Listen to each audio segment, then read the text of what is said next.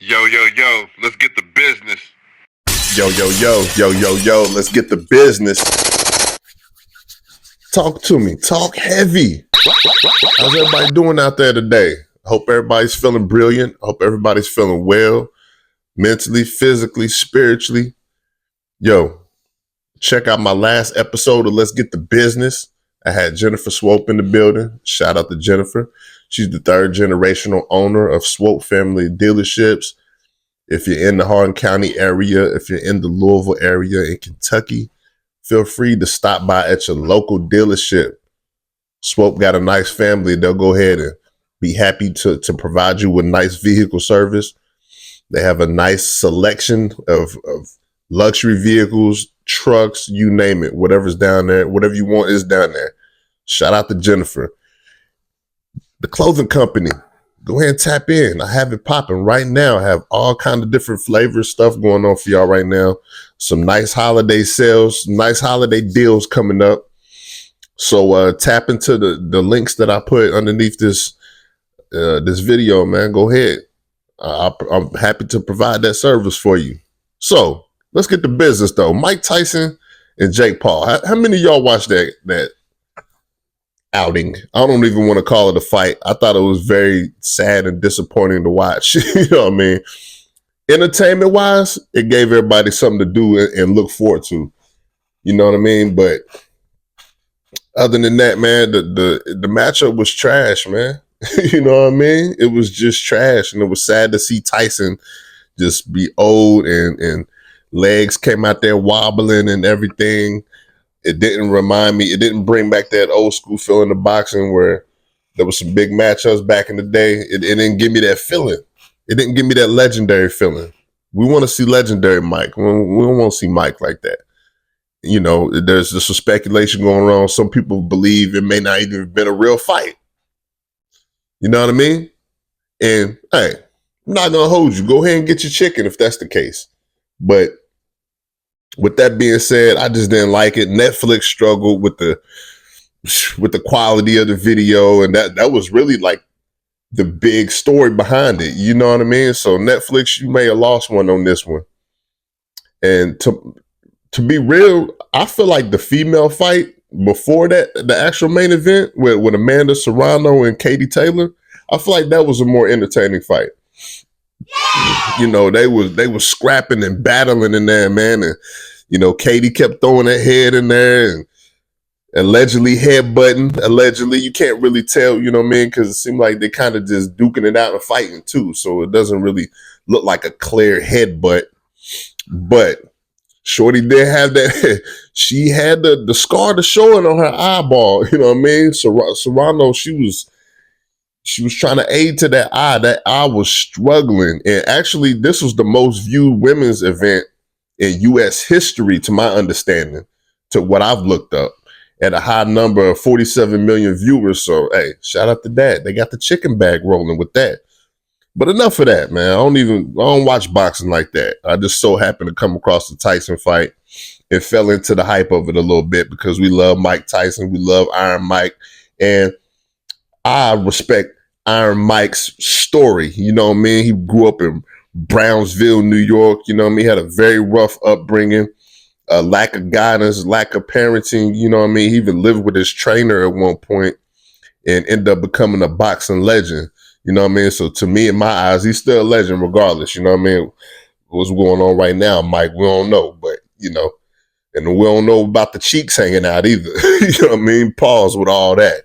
But even though it's early, yo, let's get down to business with some Kentucky basketball. BBN. Let's get the business. Mark Pope and company. There is hope in Pope. There is hope in Pope, yo. Even though we already ranked in the top 10, I see a lot of chemistry within this team. Winning at major competition level because we beat Duke already in the big classic showdown. All the players are buying in and they're playing within each other. Superb ball movement. They got a well defensive-minded approach going into the game. Of course, their head coach helps with that. You know, Jackson Robinson, he was allegedly, you know, one of the better players on paper. And, you know, he didn't even really have a big scoring outing against Duke. He didn't at all. He didn't score a lot of buckets, but his presence alone was felt, especially like on the defensive end. Kobe Brea, I love him. He's already hit like 15 threes within like 3 or 4, matchups. And he's got the best 3-point percentage in the nation. You know what I mean? Impressive 79%, leading the nation. So shout out to Kobe Brea already. You know what I mean? There's depth on this squad. We got depth. Amari Williams, he's a big muscle man down there, but he can also dribble. He can also pass. He's got a good feel and a good IQ for the basketball game in general. You know what I mean? He's athletic. He's about 6'10". He was the defensive player of the year in his league last year. Somebody helped me out. I think it was Drexel that he transfer from. Lamont Butler, the transfer from San Diego State. He actually took them to a Final Four not too long ago. That's our point guard. I like him. I like his passion, his intensity, the way he plays on the defensive end, as far as how strong he is and stays against in front of the guards. He can really guard the ball well. And this is the older team, and a mature team. And, even though age doesn't necessarily always mean maturity, this team definitely has the basketball maturity as a unit. Kirk Kriisa is another one. He came in. He's a gritty guard. He likes to get down to business. He likes to talk heavy and get busy out there. You know what I mean? He's really scrappy. He can shoot the ball. He can pass the ball with a good IQ, and he plays together good as a teammate. So does Otega Owe, where she's gotten off to an incredible start. He's been very impressive. He's been unbelievable in Mark Pope's voice. So he impressed me too, just playing his role. Everybody's been playing their role, but also together as a unit, if that makes any sense. But definitely Otega Owe playing his role, penetrating, defensive stops. He had some big stops against Duke. I remember when Cooper Flagg, you know what I mean? He, of course, the star forward for Duke, going to be projected to be a lotto pick. But I remember him always coming to the lane and doing that spin move, you know what I mean? And I noticed it too. What was funny, I noticed it too. Him doing that spin move. But I noticed that at the halftime break, Mark Pope, it may not have been a halftime, it may have just been in the defensive huddle, but I remember him mentioning that and letting the players know, hey, when he does that spin and try to go in the lane, we need somebody right there to make the stop, make the defensive play. And I remember Otega Owe specifically making that big play. Took the ball out of his hands and took it down to the court, got fouled and hit 2 big free throws to beat Duke. But yeah, he got the athleticism and he also has poise and he's collective when he shoots the ball. You know what I mean? Some people, they get a little frantic and they get thrown out of the rhythm whenever they get the ball and attempt to shoot it. But, you got to stay poised. You got to stay calm. You got to keep your shoulders square. And he does a good job at that, even though he doesn't have the best looking release. You know what I mean? Andrew Carr was brilliant down the stretch versus Duke. So the maturity and the togetherness, I really like Carr.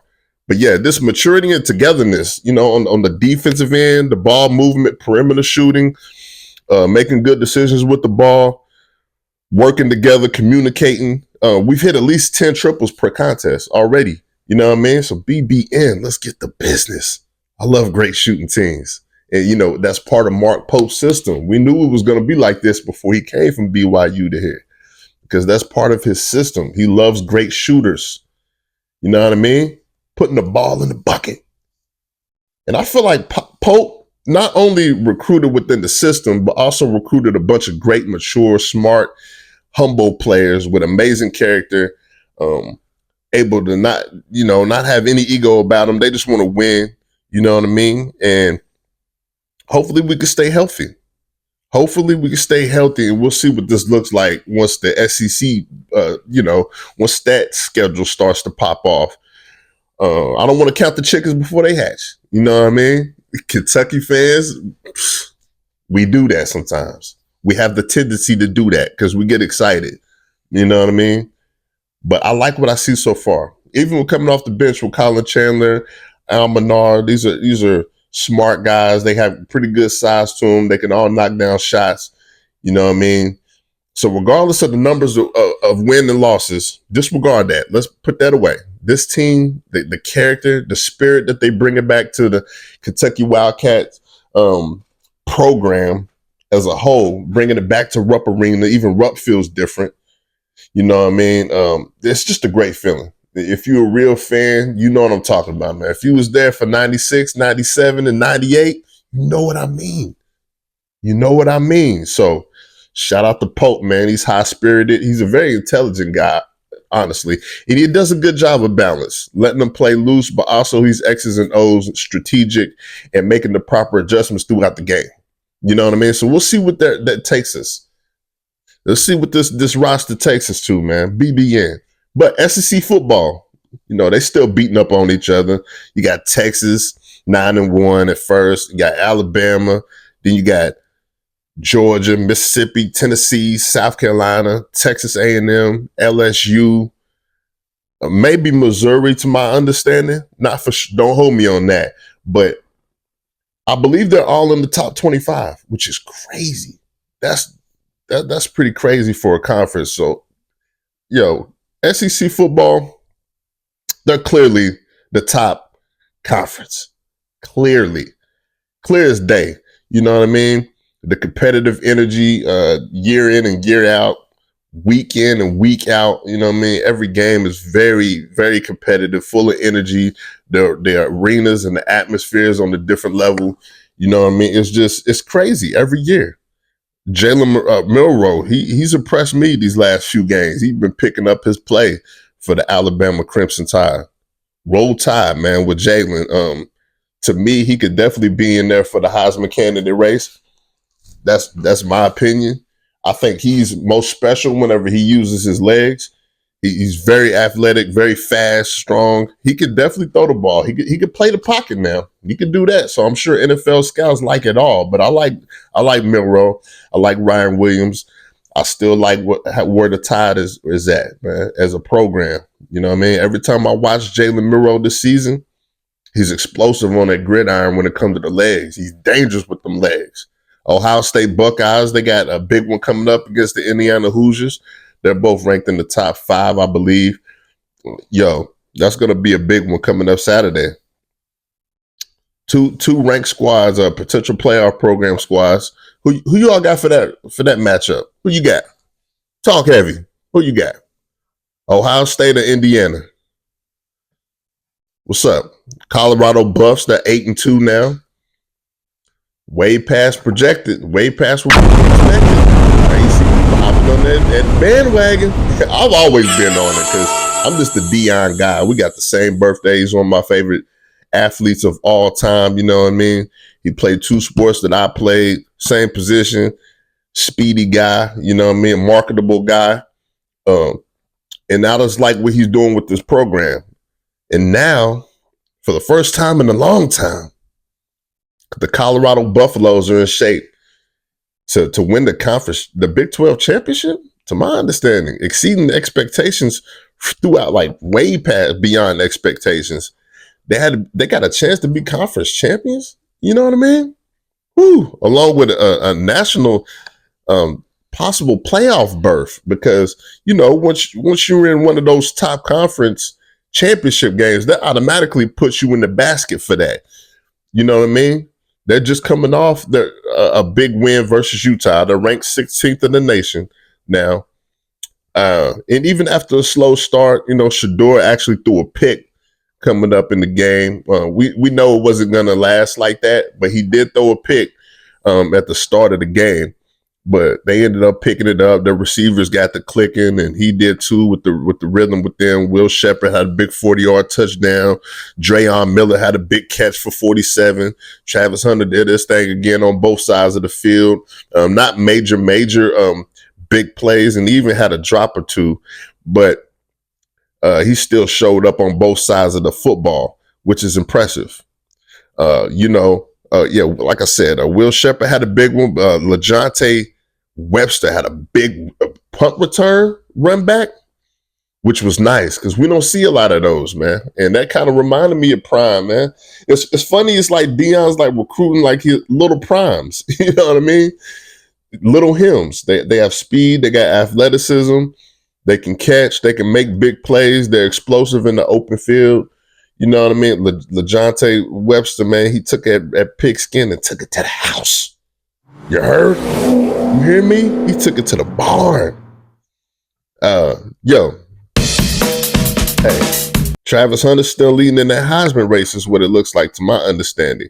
It's going to be hard to beat out somebody like that that can play both sides of the football at a high level, offensively and defensively. He had a nice 50-50 ball that he caught. Just rose up, took the hit, showed his athleticism, did his little wiggle or whatever he like to do when they get up, man. I love the celebrations, man. Go ahead and show out. Miss Peggy turned 100 years old the other day. She's big for the program. And, you know, that was a big standing ovation for her. It was great to see that warm feeling that she brings to the program. Like Deion said, he tried to get into a bowl game for her. You know what I mean? So it almost brought a tear to my eye, man. You know, her being 100, you know, my grandmother being like almost 90, you know, it's that wisdom that you get from these people being on earth that long. You know what I mean? So I just thought it was a remarkable situation, very special. You know, Colorado hasn't been in this situation in a minute. So shout out to Miss Peggy getting that bowl game that she desired. You know what I mean? She said, it don't matter which bowl game, just give me one. I'll take whatever they give me. You know what I mean? So shout out to Prime and Company. Warren Sapp got this defense looking extremely explosive. They weren't looking like that last year, or maybe even the beginning of this year. They had problems stopping the run. You know, it's not perfect, but they are containing the run. You know what I mean? Getting tackles for losses, sacks, things of that nature. The dynamic skill positions. Shadeur looking good at quarterback, projected to go #1 in the draft. You know what I mean? There's a lot clicking for this team. Can they hold it all together? Can they pull it down the stretch? Can they win out? That's the big question right now. You know what I mean? They got a big one coming up against Kansas. We'll see how that turns out. And one more to end the season. There's been a lot of talks, a lot of speculation around this program, and it's been exciting and fun to watch.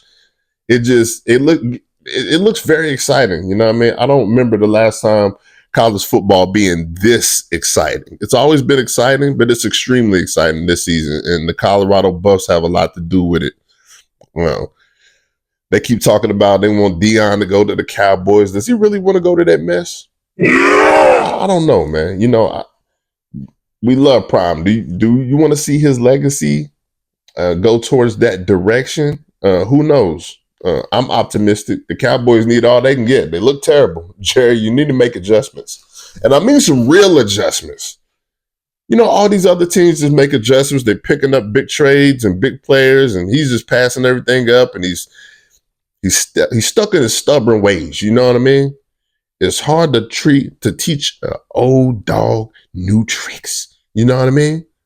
The Kansas City Chiefs, they finally lost their first game. They was 9-0 until they played the Buffalo Bills this past week. Obviously, the defending champions, Super Bowl champions of last year, they get away with an average subpar play on the offensive end this year, and they win a lot of close games. It just seems like a lot of games end up going in the Chiefs' favor, and they end up being bailed out by, you know, close calls or great defensive play.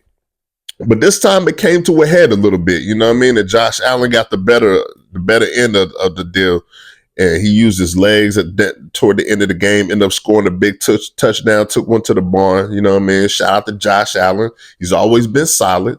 I feel like he's always missing the core around him, surrounding him. He's even got a few key offensive players out, including Amari Cooper. You know what I mean? Patrick Mahomes, I don't think he's had a great season. We've seen great Patrick Mahomes seasons. This has been, you know what I mean? But shout out to Patty. You know, you still got the sidearm. He'll give it to you. He'll get busy with you. You know what I mean? Don't play with him now. You know what I mean? But it just hasn't been a legendary season for him.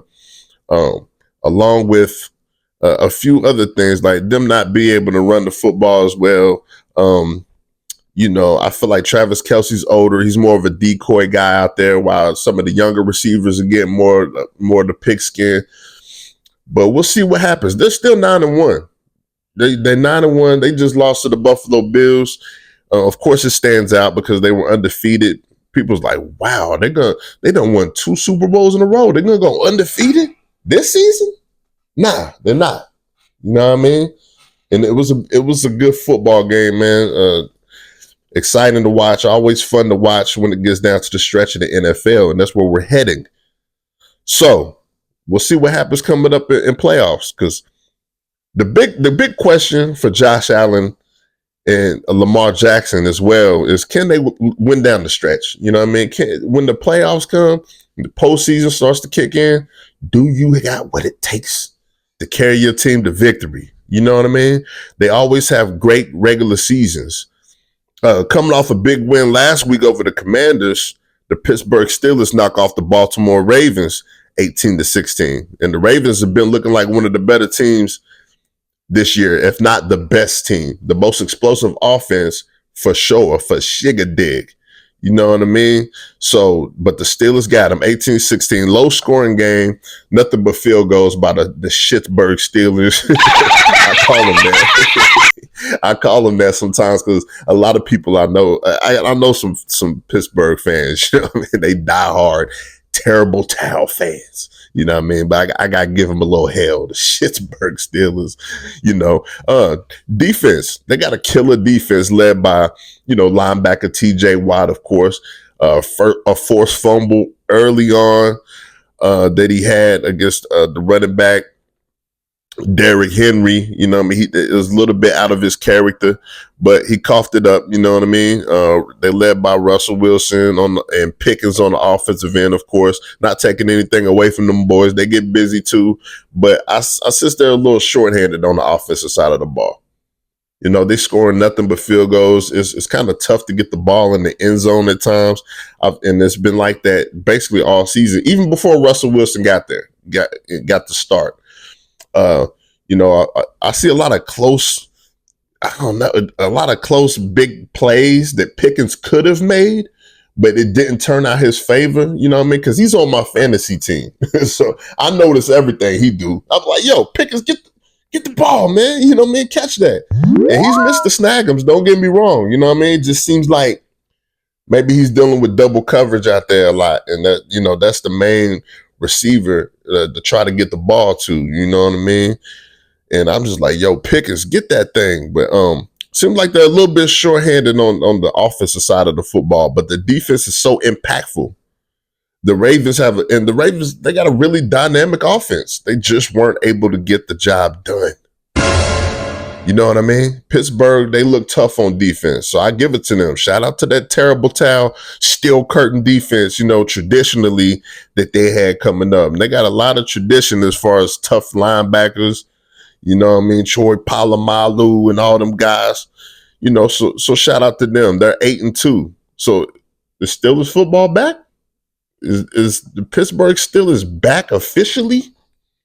Who knows? Lamar, he's had an MVP-like season, to my understanding. He's been looking nice out there. He threw for, I got him on my fantasy too. He's my fantasy guy. He's been putting up big numbers.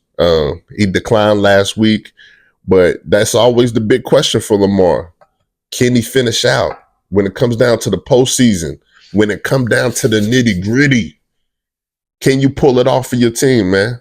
Can you win the big one? Can you win the big one?